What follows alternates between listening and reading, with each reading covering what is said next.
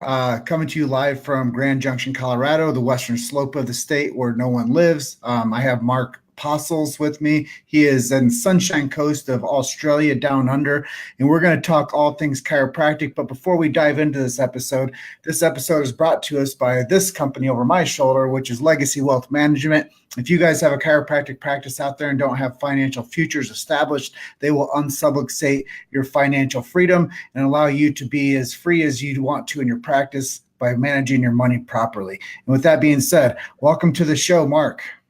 Oh, thank you, Jim. Thanks for having me. So I think we're going to get some clarity about who Mark is, who Dr. Mark is in Australia. Been practicing for 43 years, graduated from the Fountainhead, Davenport, Iowa. We were reminiscing a little bit about what it was like to be over in Davenport, and I lived there for 30 years. So it's been really cool to rekindle some of these feelings together. So tell us a little bit about Mark and why chiropractic. Wow. It's interesting, actually. There's sort of this often sort of cliche that saying that, chiropractic found me. But I think, for me, I was traveling the world not knowing what I wanted to do. I knew I wanted to help people, and but I knew that medicine wasn't it, physio wasn't it. I interviewed medical doctors, and the question was, well, what do you do, and why do you do it? And well, they could tell me what they did, but they couldn't really tell me why they did it. It was like, well, just to help people, just to make sure that people are safe and comfortable, and they maybe prevent death. So it's like, it wasn't that inspiring. So as a 19-year-old, hitched around the world, ended up in Vancouver, Canada, hooked up with a couple of guys one night who were, as it turned out, students at Palmer College. And we sat down in a little pub in Gastown called Gatsy Jack's and put down a few beers, and they told me all about this thing called chiropractic. And right then and there, I can still feel the energy of it right now, that I said, I've got to do it. I've got to do it. This is it. It's got my name all over it.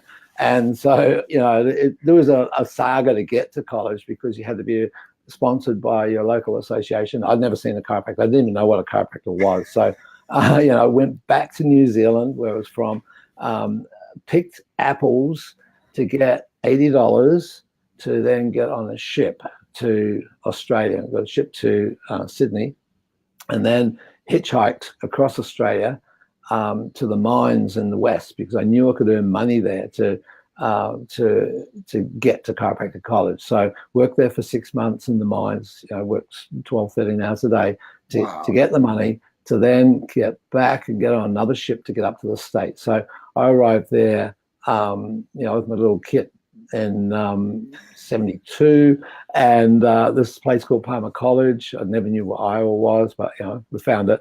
And so that was sort of the story. So I didn't actually get adjusted. I wasn't adjusted until the guys that told me about chiropractic were there, and they adjusted me in probably about 3 months into it. So, and I still remember that first adjustment. So, far out, But it wasn't. It was interesting though, because it wasn't about the adjustment. It wasn't about recovering from some calamity. It wasn't about some family member having a miracle.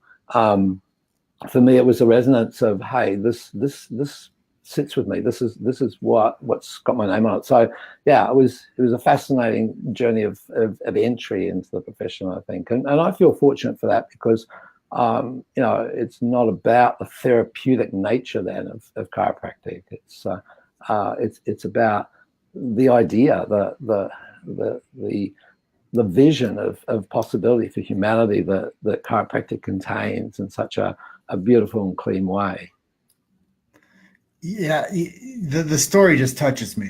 I know so many people that go through this world and they have things handed to them, but I know that the victory is much more, the appetite is much greater when you worked in the mines for the 6 months, and when you bought your $80 ticket to go across to Australia and you hitchhiked, and the journey continued to this little gem on the Mississippi River, which we call Davenport, Iowa, where Palmer Land sits, where we've produced the greatest chiropractors of our time. I got hairs on my arms standing up right now, but we've produced the greatest chiropractors of our time out of that school. And those people went on to start other schools. And the reason the chiropractor even has a foot to stand on is because of that school, Palmer College of Chiropractic in Davenport, Iowa, where you found where it was and you went and you joined. A lot of people know this quote: if you build it, they will come, from Field of Dreams. And I think that's what Didi did. He built it, and then they came. And then BJ refined it, and then they came. And then the world started supporting this big idea of chiropractic that started amongst the cornfields on the Mississippi River. Yeah, it was an amazing place. It was, it was incredible. It was scary. It was hard. It was, it was tough. We were, keeping one jump ahead of the immigration department all the time. Most of us foreigners. Most of us were pushing the boundaries of working illegally. And we every now and then there were raids and so forth on Chiro students, and people got sent home, but you come back again, and it was a journey that produced a camaraderie. There's I think at the time about 47 different nationalities at Palmer. I don't know how it is now, but there were a lot of foreign students there, and we did all the shit jobs around the place, but that was okay. We didn't mind that. I loaded trucks at Roadway and cleaned pits at a meat cutting plant, and there was bar work and there was junk, the case and gear and so forth. That but the students would work all night and go to school during the day. It was just what you did. So that was it was an amazing time for breeding a group of people who were cemented by a vision, and there were very, very huge differences in their backgrounds, but the purpose was one. It was there for chiropractic. So then you finished Palmer. What's next for you? What did you do? Well, from New Zealand. I went back there and back to New Zealand at the time, and New Zealand was fairly insular at that point, and still is such a beautiful little paradise there. And I thought, well, I'll interview chiros and find out where they're at and what the vibe is. So my wife and I, Jackie and I, went to the south of the North Island, and we visited 35 chiropractors throughout the whole of the North Island. And I just got an idea about where they're at and so forth. And there was a sort of a mixed responses. It was like, things aren't as good as they could be here, and so forth. And it was not very vibrant. And so I thought, okay, so let's go over to Australia and we'll just check it out there. And so I landed in Australia, and there was a very different attitude going on at that point in time. And it was like, hey, come and join us. Come and we'll help you set up down the road if you want. We need chiros. We just, we really, really need to grow here. And so that made my mind up, and we ended up doing some locums, which is like relief practice, and then going in a partnership with a chiro from scratch, which was probably an unusual thing to do because he'd been in practice for about 15 years at the time. Had a really great practice, and he just wanted to have companionship there, So that was the beginning of it, and ended up from there taking about 8 years in a partnership of a practice, and then we bought out our share and started taking an associate. So at that point in time was the beginning of an associate model that we have developed over the years, and 50 odd associates in that period of time. Relocating, I actually had the opportunity to come back to the States for a few years in the early 90s. So got a chance to we're doing work on developing software that tracks chiropractic. It was one of those midlife things. It's like, okay, what can I do? Stay in the profession, get an idea of what's going on, because we've been involved with Guy Reekman and Easy, as he was called back then, and Joe Fleeser. So we brought the Renaissance program down to Australia back in 76. And every year they came down. And so we'd build up the Renaissance, and then it became Quest. And so at the end of that era, when they said, well, run it yourselves and so forth. So we sort of set up the structure of that on return from the States. But in the States, I got a chance to go into lots of different offices and track their flow. We're looking at how information flow goes through an office, through a practice. And I was just blown away by the way that insurance had driven the chiropractic profession. And it was like just not the pure essence of chiropractic that we knew, because we didn't have insurance. So we've always been cash. It's never, you just don't do that. So it's been like, wow, that was amazing with all these super bills and the way that people were charging for every individual item. And it's just like, it was just not about connecting with people and adjusting them and allowing innate to do its work. So it's like, oh wow, this is quite amazing. I don't want this to happen in Australia. So that was a major push then through the 90s for me, is to set up educational structures for chiros, and we're doing this through a coaching model and seminars and so forth on the back of the Quest program. So we offered that and developed that. And then I started to realize, well, that, and I'll just go back a little backtrack here.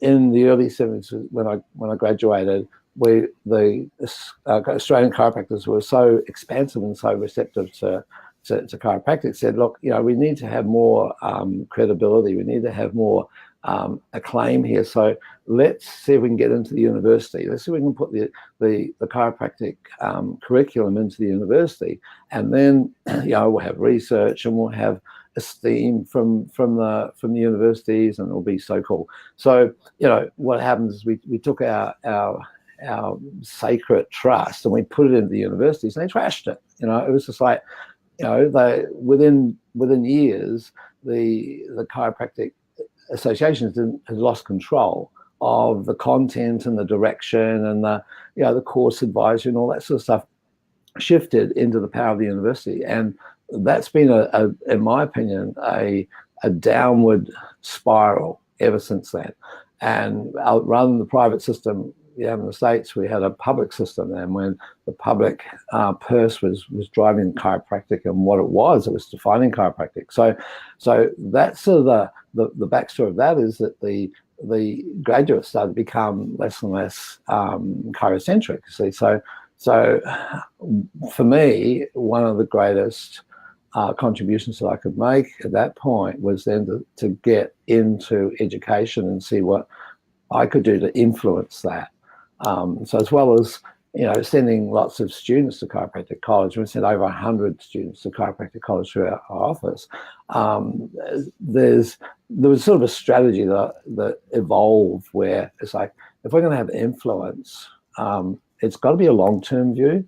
It's got to be something that comes from a strategic rollout over time.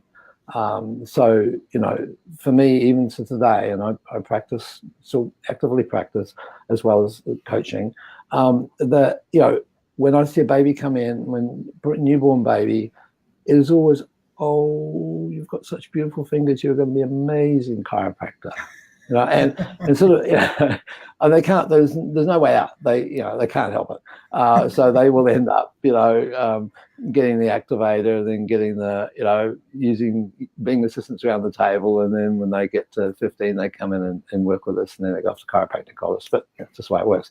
So but I think that I was doing some figures on that, actually, just looking at the effect of a long game and having a long-term vision. And I think one of the challenges we have right now is everything is so short term. It's like we hit Facebook, we stay there on the top for 10 seconds, and then that's it. And so it's like, that's cool, that has impact, and it's really important to have impact at that level. However, what's the long game here? Where are we what are we doing in terms of planting seeds and bringing about shift that's really fundamental. It's going to be there long after we've gone.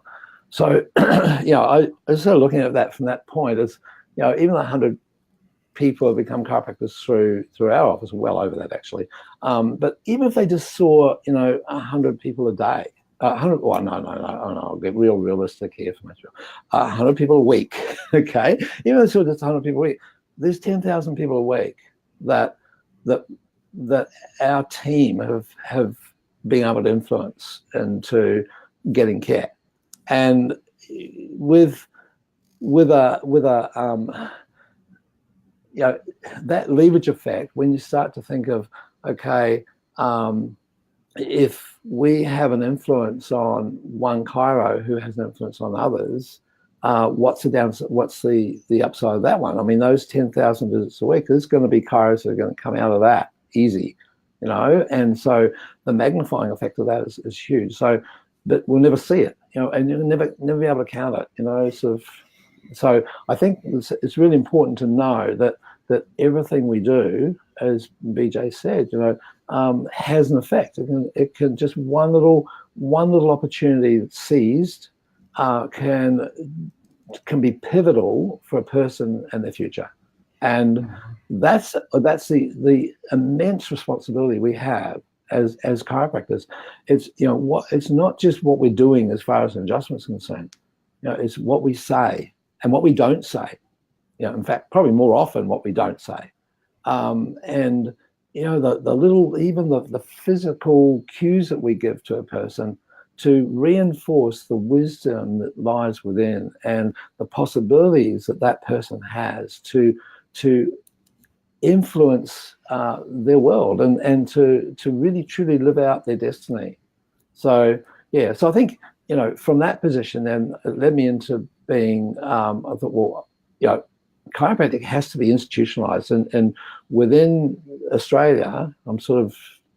Is this okay to sort of segue through into this way? Yeah. So I guess the next thing that I was going to dive into with you before you got to that point was ask you about some of the people that gave you the foundation, the mentors that gave you the foundation to stand with the truth that you believe in. Okay. So when I think back, the key people in my formative time in chiropractic were well, firstly those two students, Peter and Trevor Maskell, who just told it as it was. It was raw. It was just like they didn't know much. I don't know what quarters they were at the time, but it was they were juniors, but they had the passion, and so the passion is for me the essence. It's the words, the doing, whether it's this adjustment or that adjustment, but it's the passion. So that palpable energy, I think, was a major driver. Then, of course, the wisdom of Galen Price, who did first quarter philosophy, and he just oozed chiropractic. It was very dry, very sort of just, and he probably gave the same class every quarter, and he had done that for probably 50 years. Dr. Cronk, and Dr. Thompson, and the great scientists, Dr. Strang, the people who were part of the institution, came on through BJ's time, and whilst Palmer was starting to go through a little bit of a metamorphosis by the time I left there, David Palmer wasn't exactly driven to the same degree as his dad was, and it was subsequently passed on. And changed in form again, but I think the formative time of those people who were just doing chiropractic because they had incredible skills. I mean, Dr. Strang's knowledge of anatomy was just beyond belief. He could quote any page of Gray's Anatomy just like that. So, but it was what was behind that. It wasn't the anatomy. It wasn't the lecture. It was the relevance to the chiropractic viewpoint that was so empowering. So those are the early times, and then contemporaries like Guy Rickman have always been a person I look to in terms of, what would guys say, sort of thing. Looking at, just what's the viewpoint here, and then his proteges and Pat Chin Timpo and people like that who have a viewpoint that's very clear and very, very well defined and able to express that in ways in which was really, really profound. James Parker, I mean, just Texas sort of can plan, but I mean, we took the road trip down to Dallas to do the Parker seminars. It's probably 11th year, so about 10th quarter students, and what blew me away on that one, and this I think is really important for us to recognise this point in time, is that sometimes we think, oh well, been there, done that, got the t-shirt off. Where's the next thing? Where's the next bright shiny object? What's the next seminar I'm going to go to? Oh, that person's speaking there. I've heard them once. That's good, but I've heard them. Jim Parker did a Thursday night lecture. Went for a couple of hours, and it was as boring as batshit. I mean, except it was the fundamentals, just educated mind, innate mind. He's got this board that he put up behind him, and he just explained the structure of educated and innate, and the chiropractor's responsibilities. And it was the same every time. I mean, I don't know how many times I went to Parker, but a lot of times, and it was the same every single time. Thursday night, that was what it was. But what was happening there, what I noticed, is that there were the heavy hitters in chiropractic would turn up for the Thursday night Parker program, Jim Parker lecture, and then go. They register for the whole seminar, turn up for the Thursday night, go home. And it was like, hey, this, they're getting the same stuff every time. But the point being is that every time we hear something, we're a different person. Every time we see something, we're a different person. Nothing is ever the same. Never, ever the same. So, it is about seeing something from a different perspective. And I think our filters that we put on can be useful, and they can be very unuseful. And that's the context that I think is really important to practice in. That, when you make an adjustment with someone, that as soon as you've put in a force and the body has taken that and interpreted that as an adjustment, then the person is different. It's never the same. I agree. And I've seen people change with that one adjustment. One of the questions I am starting to frame for people is, what was it like when you got your first adjustment? And then what was it like when you delivered your first adjustment? Because I think that those are some brilliant moments in the practitioner and the patient's life. Yes, yeah. And it's interesting too, the perception of that, because my first adjustment, as I say, was from probably a mid to upper quarter student by this time, which was the guy who got me into it, or one of the guys who got me into it, and it was just this profound, deep experience of release. That's all I can say. I can still feel it right now, and yet when I'm sure that he was in the same position when I gave my first adjustment. I felt like I was just this fumbling, ignorant, unbelievably sloppy adjuster, and yet the person who received that adjustment gave a similar sort of response that I gave when I was receiving mine. So it's like, hey, is it about our stories we tell ourselves, and is it all the crap that goes on in our head when we're giving that adjustment, or is it something greater? Is there something that comes through that's beyond the psychobabble of the human being?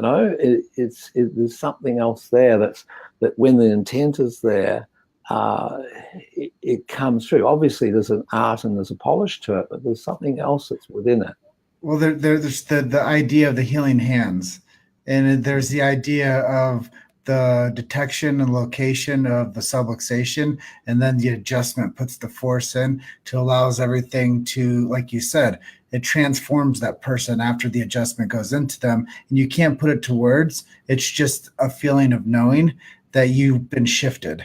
Something shifted inside of you that was, maybe not even causing symptom, but the chiropractor is trained well enough, even as a novice hand, to find that subluxation and to adjust that segment and unloosen that human suffering that you don't even know you're going through, which is, I think, is one of the most intriguing things about the chiropractic adjustment is people don't even know that they need it until after they've been adjusted. And they're like, holy smokes, that changed me. Yes. There's a shift. Yes. Yeah. I think, a lot of chiropractors, I think, fall into the trap of saying, well, how do you feel? And, that's not a very useful phenomenon in terms of getting a person tracking on something neurologically. If they use a term like, what are you noticing? That brings a whole different awareness to the experience. Well, it's like, how do I feel? I feel like I'm hungry and I want to take a nap now. Thanks for adjusting me. Yeah. But those are common responses, I honestly feel like the body's so worked up when it does get adjusted, it wants to just chill out. The parasympathetics are chilled out because the fight or flight's turned off and the body's starting to really assimilate into, being in alignment. And when you're in alignment, the body just says, hey man, I want to take a nap and I want to eat something.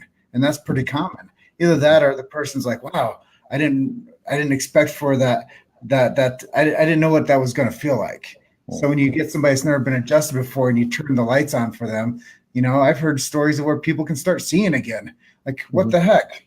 Like, I can't believe that somebody can actually restore somebody's vision or hearing, like with BJ and Harvey, like it's our Didi and Harvey. I can't believe that that's actually something that people aren't seeking out.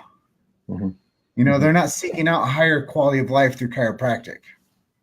Yeah. I think, this could be, to be critical of where we've gone with chiropractic is that we've reduced it to a modality. Now, I'm looking at a lot of the colleges now that, and particularly, in Australia, it's now just a tool that you use along with other things, taping and, all the stimulators and inhibitors and all the stuff that you add to it. But it's just like, we'll give adjustments a try and see how we go, for a given symptomatic situation. So is that common down under right now, how people are approaching chiropractic?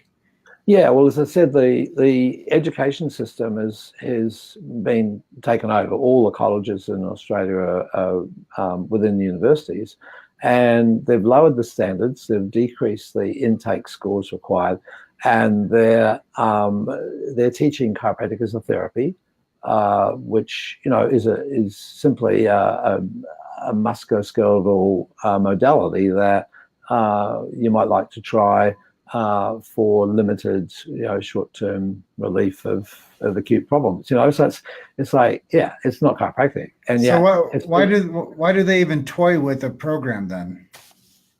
Well, there's a funding issue here that the government gives funding to places, and so if they fill the places up with people doing chiropractic, then they get funding, they get money, and it's big money. So it's it's an interesting game, but that's what happens when the profession lets go of the control of education.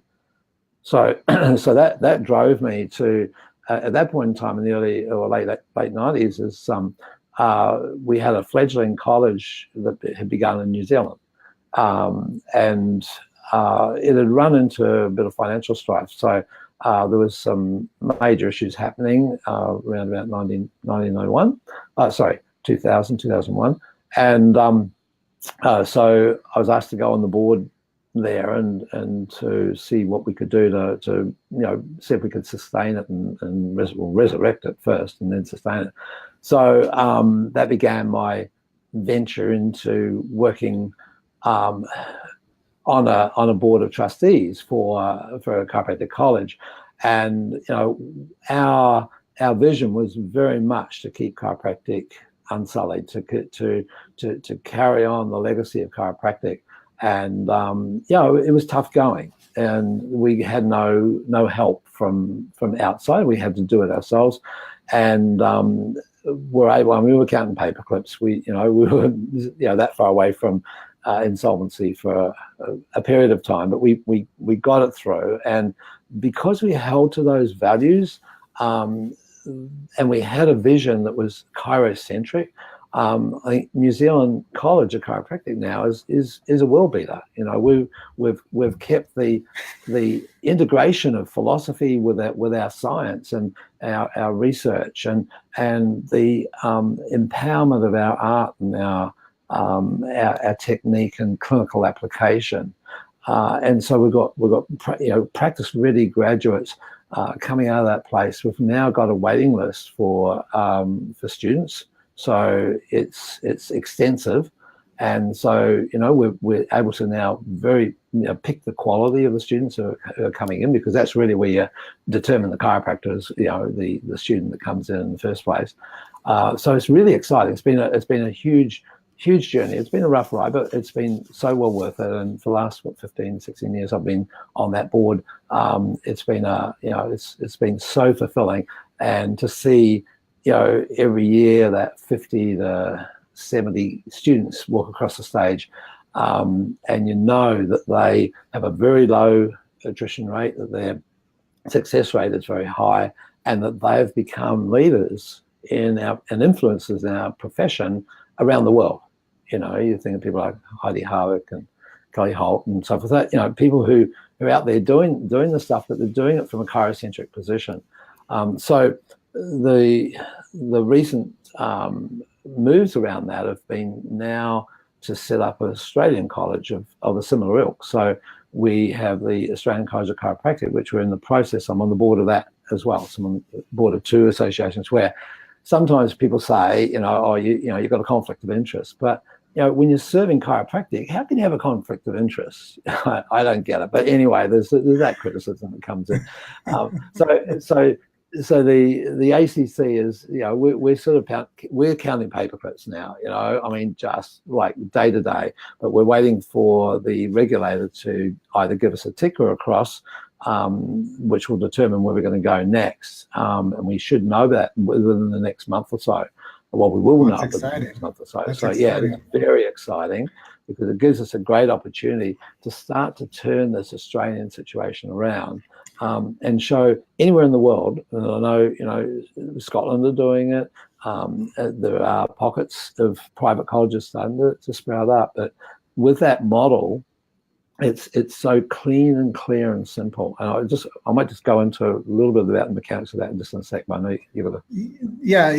Just get into the mechanics, and then I want to talk to you about the state of the press for media relations with the chiropractic truth in Australia. So let's go into the mechanics of the school, and then we'll jump into the conversation about how chiropractors got their hands tied behind them. They can't promote themselves in the media, because that's what I've heard. And I've never been to Australia, so I don't know what it's like to have boots on the ground there and to actually see like the state of affairs and how chiropractors are treated. But I'd like to hear more from you about what's happening with the media relations and the chiropractic truth. So let's jump back into the education, and then we'll transition into that question. Well, maybe can I just go into this question, seeing it's been raised, because that's sort of the dark side, and then maybe we'll take the education which goes into the light again. So we look at it from this position. It's like, we're in a democratic country, and we sort of have respect for all, and all that PC stuff, but that's bullshit, because if you're a chiropractor, well, I'll give you an example. This week, because I have to police our Facebook site for the practice that we have right now. We've got 7 chiropractors in our practice, and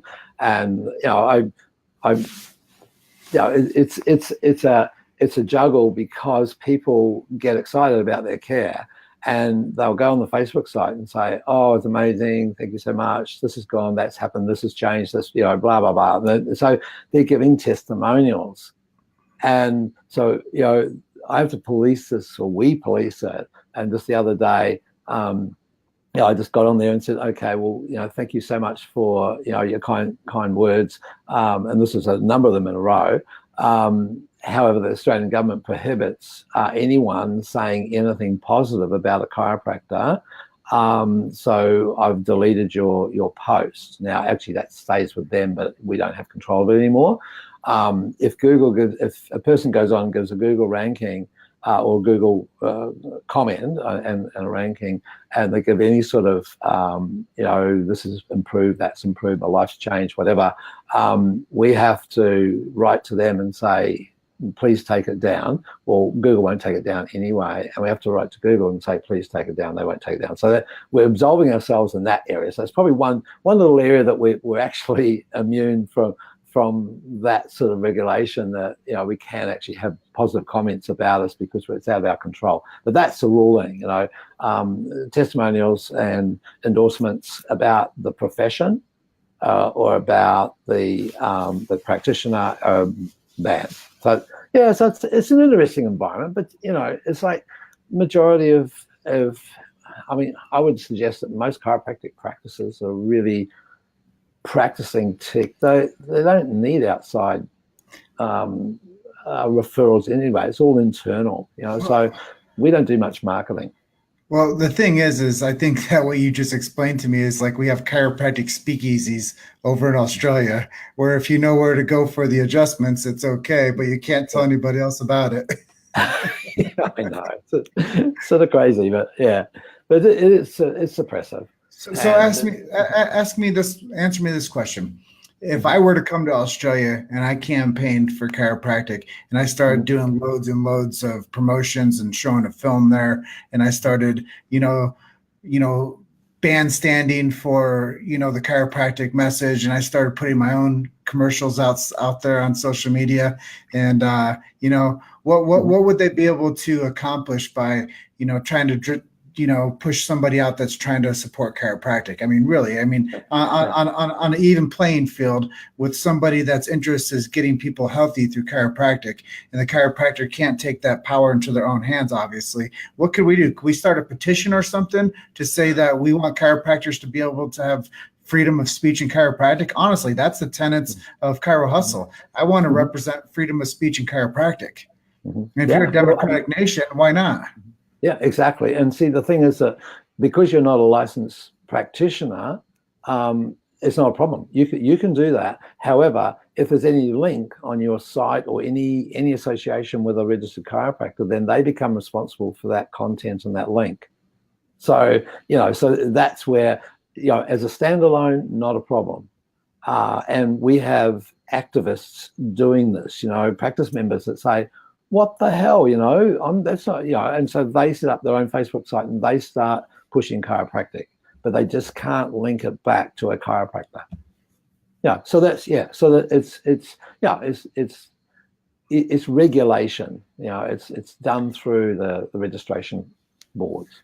Well, we need to get every chiropractor in Australia to sign in a petition and to go before them and say, this is unjust. We're the only nation around this world that's being pushed into this corner that can't have people supporting what we do, that they love us. And I think that's, it's basically trying to push chiropractic back into the dark ages. Well, it is suppressive, and there's all sorts of reasons why that may be so. But the thing is, though, the beauty of it is and the simplicity of chiropractic is that the message gets through. It happens. It regardless of what's been thrown against us, and we've had all sorts of assaults against us throughout our history, but we keep coming through. The truth just speaks, and it's like, we don't. All we need is our hands, and that's it. It's funny. The power went off in our building not long ago, and I was at night, and we have 7 GPs and about 8 dentists, and in our building, and 7 chiros, and everyone else had to go home. The dentists, the path lab, the medics, they couldn't work. And it was from about 6 o'clock on, and most of us were there till about 8 o'clock at night.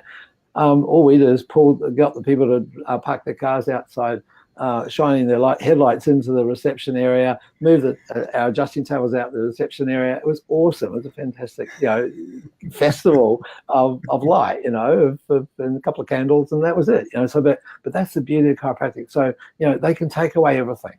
They can take away our life. And it doesn't matter because the principle is still there. It's not something that can be contained. And so I think we're being tested here in Australia, and this is actually a really good thing, because it will cause, and it is causing, the weak to crumble. And there's so many ex-chiros now off doing other stuff that because they couldn't make it in practice. And I mean, it's sad. It's so sad to see at one level, but then it's like, okay, what are we going to do about it? And so that's what the Australian College of Chiropractic is about. It's, we start, and we only want to put out like 50 people a year. We don't want to get really big. We'll do the same model as New Zealand, and we want to make sure that's quality. We want to make sure those people are switched on. So, to look at the structure of that, okay, I'll just got a little bit of backstory.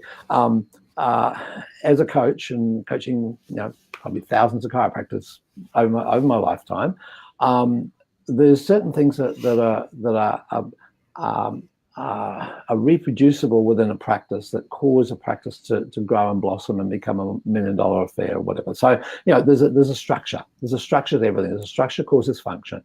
And on observing the structure of practices, and that was then observing the structure of a neurological phenomena within a person, I started to realize that the brain preferences that a person has determines the outcomes they have in their life. And the brain preferences are driven by their values. And they create our beliefs and our behaviors. And these value structures then give us what we have. That's our result, right? That there are 4 components. We're to break the brain up into divisions. You've got the right and the left and the front and the back. And over the years, I've developed a process called the innate model, IN number 8 MODEL. The innate model is a recognition that we fire in sequence in certain ways within our brain to bring about the outcomes that we get.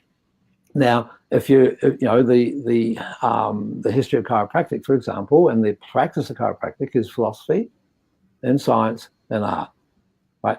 To me, there's missing a piece, and I'll tell you why. The philosophy is the driver. That's why we do what we do, and that's a right frontal cortex part. That's a part that's neurologically connected with the heart. And if we get that passion, that heartfelt centeredness of why we're doing what we're doing, we take it into everything we do, and so it infuses everything. So the right frontal part of the brain then is the generator of that. The left back part of the brain is where the information goes to be processed and get organized and structured, and that I refer to in the innate model as quadrant 2. So the quadrant 2 part then is where we do our science and our epistemology. We do our understanding of how things are, our model of the world. We then take the information across from that quadrant 2 part into quadrant 3 area, which is right basilar, where we apply it as our art form. And that's our application. It's our doing. It's how do I do this? How do I do that? How do I apply this technique and integrate this bit of known information that's been tabulated in the quadrant 2. So then the information gets fired from there. Once we're doing something, we fire it up into an area which we've neglected, I think, in chiropractic. It's sort of the elephant in the room, and that is our politics. And that's where we actually take something and we leverage it. We make it better. We make it bigger. We make it more usable. We get kick-ass with it. And there's certain chiropractors around the place that do that quite strongly, but most chiropractors shrink from that. Most chiropractors want to be in their practice and see their people and be safe and be secure and be connected and adjust, and they'll work day and night, but they have a job basically. Mm-hmm. We haven't, and I think our next challenge here is to take chiropractic into that left frontal part of the brain, which is big picture. It's about kick-ass bottom line results. It's about getting stuff done. It's about having a voice. It's about getting out there and saying who can help us, and not just in our profession, it's outside of our profession. So, this is our, I think our next hurdle, not to shrink from the adversity that's around us, but to go on the front foot and to start to have an influence by leveraging ourselves. So, for me, the journey has been, get students to chiropractic college, get on the board and have some influence on the direction of the chiropractic college, find a dead spot in the world where chiropractic is being trashed, and bring that model to it and observe how that changes the whole profession around, which I have no question about in the next 20 years that's going to happen in Australia. So, it's sort of cool. It's sort of, if we look at our science and our philosophy, or our philosophy first, then our science, and then our technique, but also our politics, and just call it for what it is. Didi showed that, BJ showed that, all the leaders, in my opinion, have showed that that's the missing leg of our chiropractic lexicon. And I know it's challenging some of the hallowed writings and beliefs in terms of the triad, but I think we have to start to look at it, because everything we do as a human being is based on our brain, and our brain controls our environment. A group of people around a board table, for example, controls the outcome of that board. A group of chiropractors in an office determines that. And so that's where you start to look at how these individual neurological functions working in a synergistic whole. Anyway, I can go on a lot about that. But the truth of the matter is that it goes back to what Sid Williams said. He said, on this hand is your adjusting hand, this hand is your business hand. And sometimes the business hand doubles as a political hand. So what you have is still the adjusting hand that's ripe. And now you're focusing on the business and the political side of the other hand. So together that builds that unity right there, heart-centered. And then you can start to assimilate how these different factions of the brain attribute to the future of chiropractic. And if we can start getting people on board and teaching them strategically how they can go out there and serve and become highly successful and put more money back into the system, starting a chiropractic college that is principle based, that isn't medically modeled, that actually puts out real chiropractors, now we're actually creating a stronger unity over in the land that you said the system's been trashed a bit, but it isn't ruined, and it can still be resurrected into the right light. So I guess the next thing that we should talk about is what's next for chiropractic over in Australia. I know the school's coming, but what's next? Well, I think, if you look at solutions, often we say, okay, we've got to fix this, therefore we'll look for a political solution. Right, so government will do it, or Trump will do it, or someone will do it, and that's the end result. So I think the critical factor is the why we're doing it. So let's get behind within Australia the pockets of influence that are still staying true to the values of chiropractic, and keep that little fire burning, because that and thanks Scott for that prompt, but bring the fire, because what happens is that those little fires, you just keep them burning with your practice members to start with, and then as practitioners getting together as groups. And this is why we find now in this age a collective of chiros in a practice. I mean, from a business point of view, that gives huge leverage. So, I can travel the world and do what I need to do, and the practice keeps chugging on. It's not, and it's producing good results and good numbers, but it's done through that collective, which is much more attractive to new graduates now than solo practice. To be dumped into a practice and having to run this. Yep. Why do you think that the chiropractic system just started developing these little chiropractic islands instead of chiropractic tribes? Well, when you focus on that quadrant 2 and 3, that's the what and the how, you take away, that's hindbrain. the hindbrain, the back part of the brain, is about stimulus response. It's about survival, right? So it's about circling the wagons, and because it's about detail, it actually ends up with shooting inwards, so that there becomes this environment of distrust, and that causes isolation. When you take on the big picture, when you take on the prefrontal cortex, you take on the front of the brain there, that sees possibilities. It sees the big picture, the why, and also the who, because the who doesn't necessarily, the people who can do something about it aren't necessarily in our profession. It's about expertise. It's about bottom line. So it's such a person such as yourself. So you're a who. You're a quadrant 4 spokesperson. And the first thing you said about Australia is like, oh, if I came down and did this and did that, yeah, that's the thinking, because it's like outside of the box. It's outside of the, keeping one jump ahead of the regulators. It's like stuffing. I can see it a different way.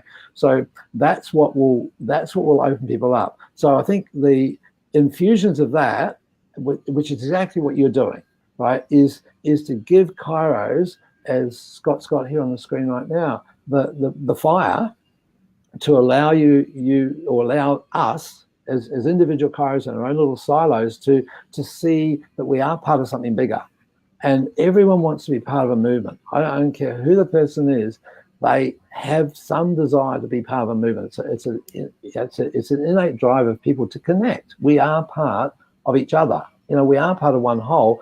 It's just that we've been educated, that quadrant 2 part, that academic arena has taken that away from us. It's just told us it's dangerous. It's all in your head. You've just got to think through it.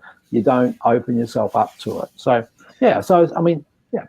Well, one of the things that I'm going to start champion is I'm going to start training people how to become chiropractic representatives through microphones. Yeah. And I'm gonna create a whole. 1 sec.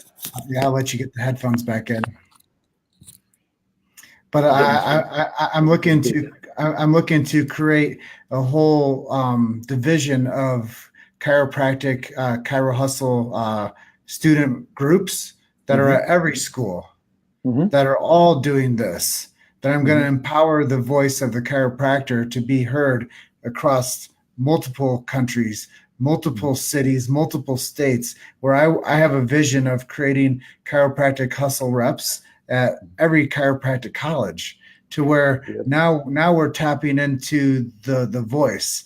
Now we're sharing the truth. Now we're cross-pollinating the chiropractic message into the community. We're getting people as audience. And then what happens to what I'm doing is it elevates what I do, and it puts me into a massive leadership role that says, okay, now I have 20 chiropractic representatives out there that are Chiro Hustle agents. Now what happens is when you guys graduate, your guys are going to pass the torch down to the next person, pass the gear down, and now we'll teach you how to run your own podcast and be the beacon of information for your community where you go out there and serve. And one of the people you said earlier had an impact on you is John DeMartini. Well, John DeMartini's in our first film. I stayed till the end of one of his lectures. He did it for 2 hours, and I was the last person in that room. And I said, hey, my name is Jim Chester. I'm a very inspired individual. I'm making a chiropractic film. Would you like to be in it? One of the things I heard you say is we need more media leverage. He goes, I'm available at the Ritz-Carlton next Tuesday at 2 p.m. I'll see you there. That's great. Fantastic. So if you come right with the message and you know that you have a game plan set and you see the vision bigger than everyone else, like the big idea, and me coming from Davenport, Iowa, I have this idea that I can create the largest media company in chiropractic with everybody talking chiropractic with one objective only, and that's to get more chiropractic truth to people, to start paying attention to what's happening, not only at the schools, but as a profession, and speaking to people to get their stories. So, talking to you today, it really fired me up just listening to how hard you worked to get to where you are, and now what you're doing on the back end to make legitimacy in a profession that is a little downtrodden. But I think we're still going to win. It's not over until we win. Yeah, well, and I guess the neat part about this is there is nothing to change, and it's like, I think to me the essence of chiropractic is the constant gratitude, the constant wow moments for the perfection of human of life, and there's actually nothing that needs to be changed, except that we can experience things from a different position. And when we experience things from a different position, everything changes. So, it's like there's a huge paradox there. So, the more we see things as being totally perfect, totally right, there's nothing to fight against. It's simply, this is how it is. And then that isness, that how it is changes because our perception changes. And that's what happens when a person gets an adjustment. It's just this perceptual shift. Well, I think a lot of times the people that make the policy, they've never Mhm. experienced being unsubluxated. So Yeah. Yep. a lot of the folks that are out there that are telling people how to promote the profession Mhm. and how to live in their own profession that they have fought hard to be a part of, I think that they have never felt the power of the adjustment. So I think that it's rightfully on their end to Yeah. act the way that they do because no one's ever corrected them. No one's ever checked them and adjusted them for vertebral subluxation, which I'm sure that if all these people were to actually be under care, they wouldn't make such pig-headed policies about how chiropractors can go out there and support themselves. Yeah. Yeah, exactly. And it's one person at a time, and it's like, for me, and this is my I remember at that table in Vancouver saying, look, if I could just help one person, it's going to be worthwhile. If I could really just with my hands do something that changed that person's life, that would be worthwhile. Well, obviously, within the first 10 minutes in practice, that was realized. But the thing is that every single person is like that. We're dealing with individuals, and that's what's so cool about professions. It's about the individual. It's not about the community. It's simply the individual. But individuals make up a community. So when we're true to ourselves in connection with that person and are totally present with them, and we read their body and we look at their signs and we adjust as indicated. That's it. That's our job, and that's a connection that has these ripple effects that go way out that shift all sorts of crap. So I think it's really exciting. There's a huge. We're entering a stage where science is now moving towards us. Unfortunately, chiropractic profession is moving away from where all the juice is, but that's okay because it's gonna allow for a new profession to emerge as chiropractic. It will be chiropractic. It is always been chiropractic, and it's going to be true to chiropractic because it's backed by the quantum world and what we know about that now, which supports the foundational premises that we've taken on board for the last 100 years anyway. And it's like we've been so far ahead of the band. We're sort of lost track of the fact that we're actually leading and we thought we were following, and we're wanting to catch up, but everything's following us. So I think, it's such a great time to be alive and such a great time to be contributing to chiropractic. The question is, are you playing full on? Are you allowing yourself to be vulnerable, to open up, to be humble, to work with people and support one person at a time to the very, very best of your ability? You said some really cool things there. And I think the most important takeaway for everybody out there that's watching this is chiropractic is the long play. There's so much to be learned from years of practice and years in the profession, 43 years Dr. Mark has been in. So when you think about the dropping the keys, dropping the pin, chiropractic works every time, whether you believe it or not. It's just like gravity.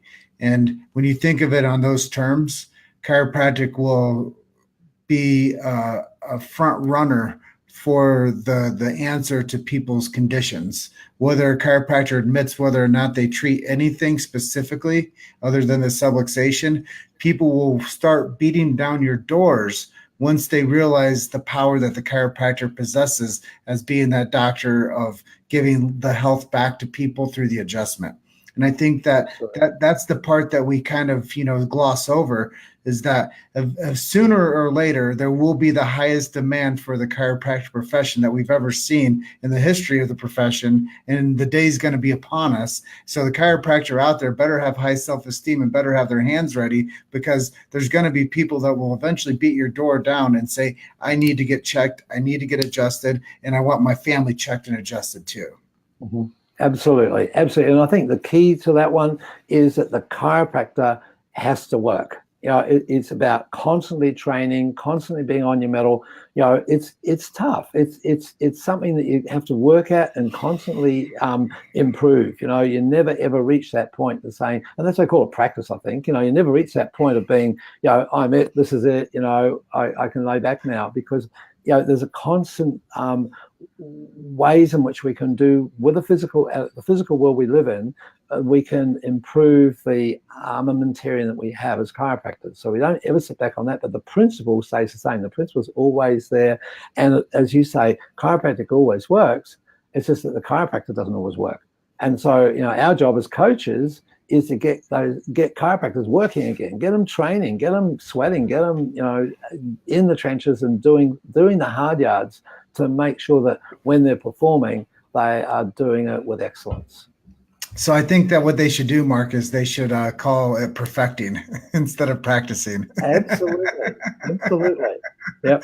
When I get out, I'm going to go into perfecting. Absolutely. Yeah, we refer to that a lot in the office. Yeah. Because so many times we call it a practice, but it's actually a perfecting, and everybody's getting better. And the more adjustments that you deliver, the more perfect that it gets, and the more that the body becomes in tune at taking care of people. And I think that that's when you hear about these guys and gals that are seeing high volumes.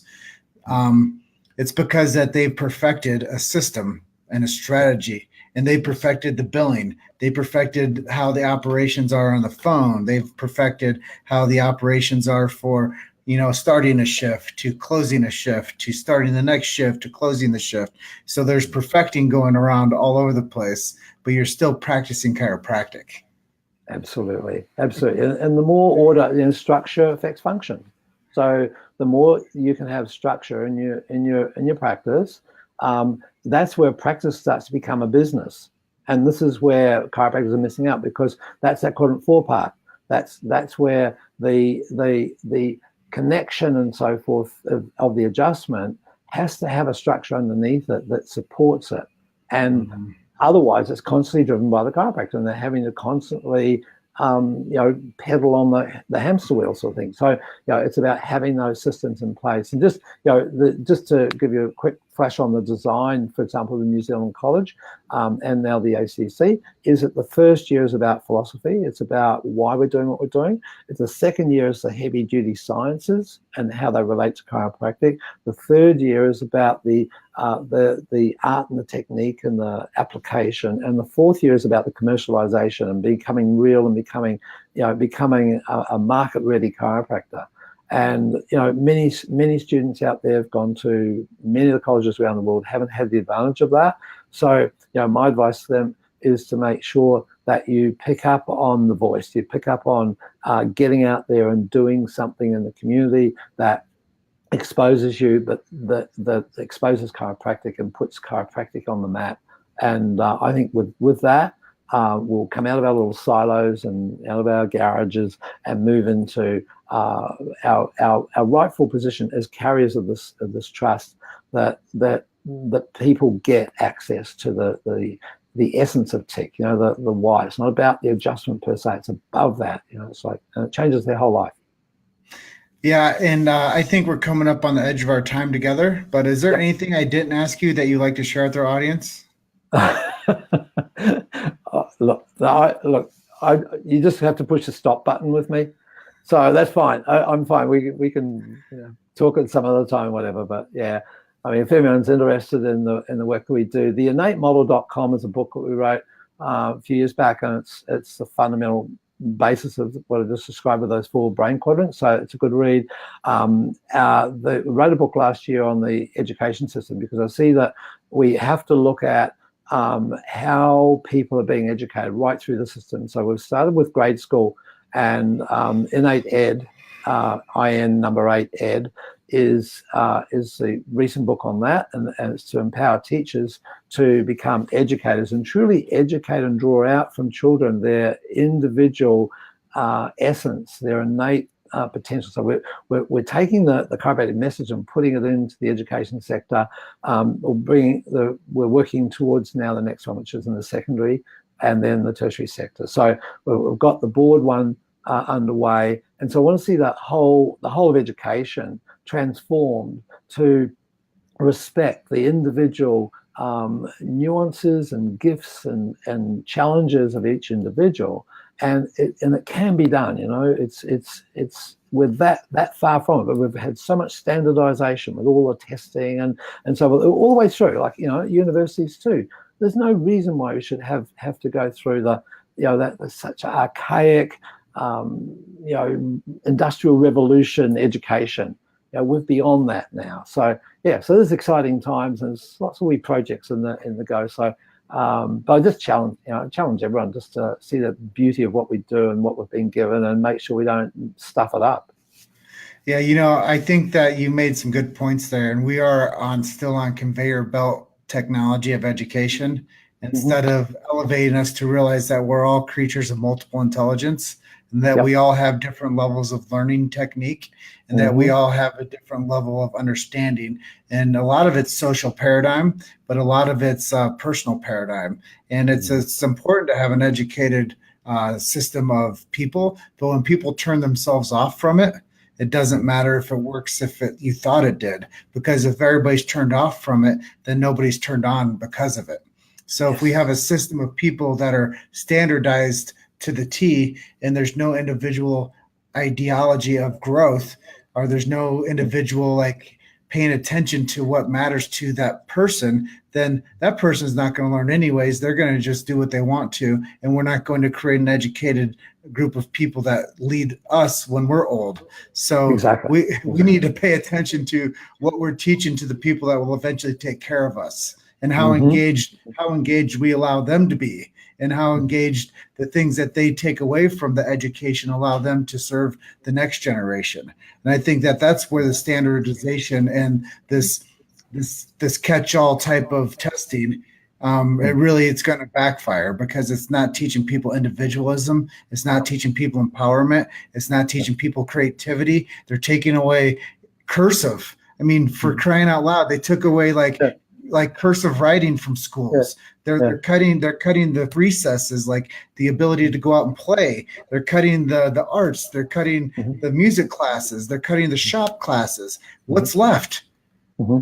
Factory fodder.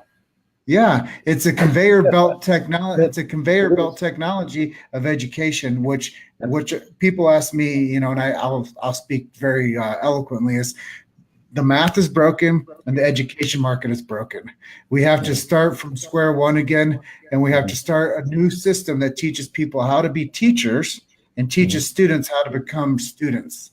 And I think that until we get back to those fundamentals, then the testing isn't going to prove anything except for a bunch of paperwork and a bunch of stacks of little dots and holes. And that's really what we're producing, is stacks of dots and holes. Exactly. Yeah. I mean, and we see them, and this is what drove me on this one. We see them coming into chiropractic college incapacitated in terms of their learning ability. And it's no fault of theirs. It's simply that's been the system. So that's why I've gone, right back to the beginning and say, okay, preschool is fantastic because it's play-based. But as soon as they get to school, it's like, oh no, put away that childish stuff and sit in rows and answer questions and sit tests. And, so we want to change that. But then, I mean, ultimately, this is to create more chiropractors, right? So, to change that viewpoint, that then is going to reflect through into the secondary and tertiary education systems. And I think it'll catch on fire pretty quick. There's a lot of uptake in the education sector that we've only released the book a few months now, so it's really cool. So anyway. Well, Mark, I'm going to close out and say thank you once again to Legacy Wealth Management for sponsoring this episode. And I tell everybody who's something I've heard over and over and over is chiropractors just need to keep telling the story. So that's what we're doing here. I tell everybody we're just one story away and to keep hustling. And I think with that being said, I just want to thank you so much for sharing who you are and what your major why is and a little bit of how you got there. Thanks, Jim. It's been a pleasure. And I'll catch you on the next one, okay? Sweet. All right. All right. Cheers. Have a great rest of your day. Yeah. Thank you. Bye. You Cheers. too.